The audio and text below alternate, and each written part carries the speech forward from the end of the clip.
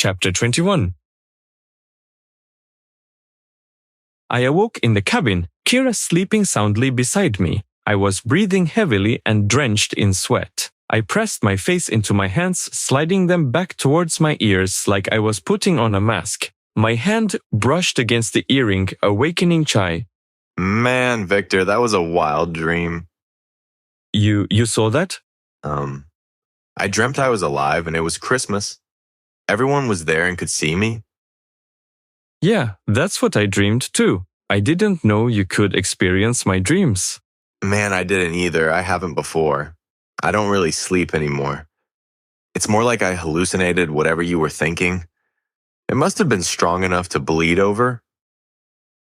That's disturbing on so many levels. Wait, what do you do while I'm sleeping? Stand around mostly. I don't get tired, but I sit or lay down just to try and remember what it's like to rest. It never works, but in your dream I could feel. We've got to try that again. Hold on a minute. What if I don't want you in my dreams? I don't know, man. I'm stuck with you and you're stuck with me. Sometimes when you sleep, I'm just gone. Like, I don't know where I am or what I'm thinking, but I'm not here.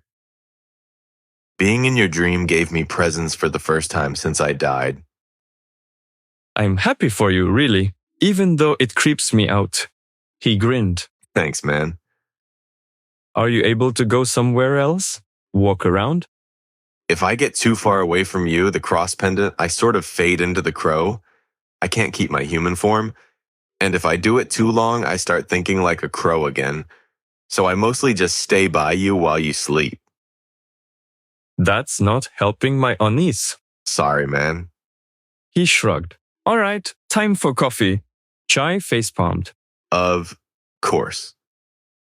I walked into the kitchen. No one else was awake yet. At least no one was in here. Rue seemed to always rise early and was probably stalking something or someone in the woods. I started a pot of coffee, hoping to relax and ease into the morning before it filled with busybodies. Sitting in the leather chair, I considered the rally cry from last night and what go on the attack meant. Who do we attack? The contagion for sure, but I wasn't even sure who or where he was. Where do we attack? The office building with the lab was gone. The entire thing burned down from the thermite. When do we attack? That at least was decided. It had to be now. We couldn't stay on the run forever. Kira stumbled out of the bedroom still in sleep shorts and t-shirt. Oh, thank God. Coffee.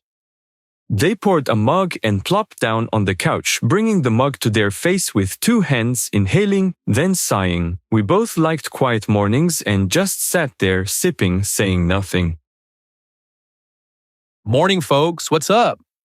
Finn walked out, dressed in the only clothes he had with him, suit slacks and his undershirt. He had his dress shirt, tailored coat, and tie on a hanger. He was getting ready for something. Where are you headed? I asked. Before he could answer, Rue walked in the front door, shaking snow off her boots. She hung her jacket on the hook by the door. Good morning. It's cold out. Finn made a toothy grin. We can see that. Great. Now that we're all here, big news. Yeah, this can't be good. We all stared at him, waiting. He continued to hold his grin, relishing the attention. Kira had enough. Don't just stand there with that stupid grin. Get on with it. Okay, so I'm going to work. He looked at each of us, noticing that only Kira looked shocked while Rue and I continued to stare. I was shocked, of course, but that would never show on my face. Are you fucking stupid? Kira blurted. No, Finn started. Aren't you burned? Rue interrupted. No, you see. Finn started. They'll just murder you, I interjected. Look, detective. Everyone, shut up and listen. He scolded. I'm not burned. They told me to take off. They had a plan for Klaus and they didn't want me anywhere near that. They don't know how much I hated him and thought I'd stop them. Of course, I didn't know what they had planned. So you're just going back to them? Rue crossed her arms. No, I'm going to spy. We need information on where Anna is. That's still the best plan. Find Anna, find Ben, attack. Okay, fine. We do need information. Why today? I stood, unable to shed the nervous energy building up. Anna just called to tell me my brother is dead, His grin had faded. and they told me Viktor Levitsky killed him. Oh, what did you say to that? I held his gaze. That I would kill Levitsky the next time I saw him. He frowned, but he couldn't hold back his sharkiest grin. So then you're not burned? Kira asked. Seems not. I'll go there a few days, see what info I can dig up, and come back this weekend. I'll bring some more supplies, He held up his hanger, sniffing. maybe some clothes. Finn grabbed a coffee to go, then headed out. The rest of us discussed what we should do next over breakfast, but no one had a better idea than to wait and see what Finn could dig up. With nothing better to do, I wanted to ask Chai about something I had nearly forgotten about. Hey Chai, remember when Klaus almost shot me? Chai appeared when I touched the earring, his grin forming before the rest of him as if he was the Cheshire Cat. Yeah, man, that was a fun day. I stared. Fun? Me almost getting shot and drowning Klaus was fun? No, but I got to play Frogger. You know what? Never mind. Remember when you took crow form and showed me that Klaus was pointing a gun at the back of my head? His grin didn't falter. Oh yeah, right. That was badass of me, wasn't it? Yeah, can we try again? No way, let's go. Wait, But before I could stop him, Chai was already taking flight to the back door. He landed on the ground, tapping the glass. I didn't know if he actually needed me to open the door or if he was guiding me. Aren't ghosts supposed to be able to walk through walls? I grabbed my coat and walked out onto the back deck. The crow flapped up to the rail, cawed, then leapt into the air. No, wait. My vision warped, expanded, elongated, and zoomed in. The sudden shift made me stumble. I felt my foot hit the deck hard to steady myself, and I saw my body flailing through the crow's eyes. I felt like I was standing on a surfboard. I couldn't deal with this proprioception misalignment. I pushed the crow's visual feed out of my mind. I imagined turning a dial on an old TV to change the channel. I was dropped back in my body, causing me to fall flat on the deck. While I was sprawled out, the crow landed on the rail and cawed. I sighed. Yeah. I'd like to see you do better. I started crawling to an Adirondack chair and vomited before I made it. Bleh, hold on. I waved both hands at the bird and walked into the kitchen. After cleaning myself up, I walked out with a fresh insulated mug of coffee and sat in the chair. I took a sip.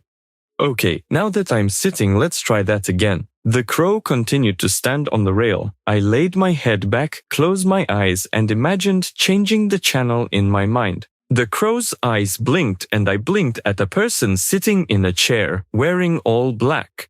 This is crazy. The crow didn't respond. I tried to flap my wings, but I didn't think I could control the crow. Fly, I said. The crow stood. Fly, I thought. The crow took off and my stomach turned as the forest dropped beneath me. The trees below were draped with snow. The sun was above us. I couldn't hear the wind or feel the chill that I'd expect the crow to experience. I only felt the hard, cold chair on my back. What does flying feel like? I thought to the crow. The crow did not reply. I saw a lake on the horizon. Can we fly over the lake? The crow turned left and headed towards the lake. Arriving after a few minutes, dark water reflected dancing shards of sunlight as the crow landed on a branch. I suppose it needed to rest. My head was splitting in two, so I tuned out, returning to my body. A few minutes later, the crow landed on the seat across from me, then transformed back into Chai. That was awesome. Let's do it again. I think I need to rest after that. I brought my hands up to rub my temples with circular motions. You're a buzzkill. I'm going to nap. I lay in my bed and was out the minute my head touched the pillow. My phone vibrated in my jacket pocket. I guess I was still wearing it in my sleep. A call from Finn's burner phone. Hello? I mumbled. Hey, I know where Anna will be tomorrow. Finn responded. Oh? She wants me to take Klaus's place. She wants me to lead the thugs. Congratulations? No, not really. but it does mean that I know where she's going to be because I have to assign the security detail. I wasn't sure what to think about that. Where's she going to be? You're going to have to come back to Brooklyn. Tomorrow she's going to Cypress Hills. My heart filled with a familiar sense of dread. The cemetery? Yeah. Is there a funeral there or something? Didn't they stop burying people there 100 years ago? No, not a funeral. It's the birthday of some old relative or something. I don't know. Were they having a birthday party at the cemetery, or was she bringing gifts to the dead? One of those probably made more sense than the other. Will you be there? No, I've got to go to the med supply store and figure out what the hell everyone is doing. All right. Thanks for the info. We hung up. I stayed there in bed trying to formulate a plan. I've always hated cemeteries. Every time I go near one, I feel like I'm drowning. I guess I was fidgeting with the earring because Chai spoke. Don't worry, Vic. I'll be there with you. I'm more worried about the other ghosts that haunt those places. You can't see them, right? Why do they bother you? Chai questioned. I'm not sure. I think I can feel them. I think I can feel all ghosts around me. Crowded places press in and push down on me. Sometimes I feel like there's more there than I can see. I don't feel that. I haven't seen any other ghosts. Really? I just assumed all ghosts could see all other ghosts. Guess not, man. At dinner, we discussed the plan with the rest of the squad. Is she really going to see someone's grave, or is this another setup? Rue asked. I frowned. Maybe, but I don't think we have much of a choice. We need to get to her. What about Finn? Kira said between bites. He can't be there. It's just the three of us. And me, duh. Chai corrected. And Chai, I amended. Okay, so we just pull up in a graveyard, guns a-blazing. Pew, pew, pew. Kira mimed 2 pistols shooting around the table. Perhaps something more subtle. Rue recommended. Right, Rue, you take Overwatch. Naturally. Chai and I will do recon. Chai will turn into crow form and I'll watch through his eyes. We'll find Anna before entering the graveyard. Kira blinked. Wait, what? Crow form? Yeah, did I not tell you all that? Chai can turn into a crow and I can see through his crow eyes. We practiced this afternoon. Ghost physics. Ghost. Physics? Viktor, I don't think you know what those words mean. Kira did not look amused. I ignored the remark. Kira, you'll be the distraction. You walk up to Anna, get her talking, then I walk up behind, tase her, then tie her up. Rue can snipe anyone that comes to her aid. Kira's eyes went wide.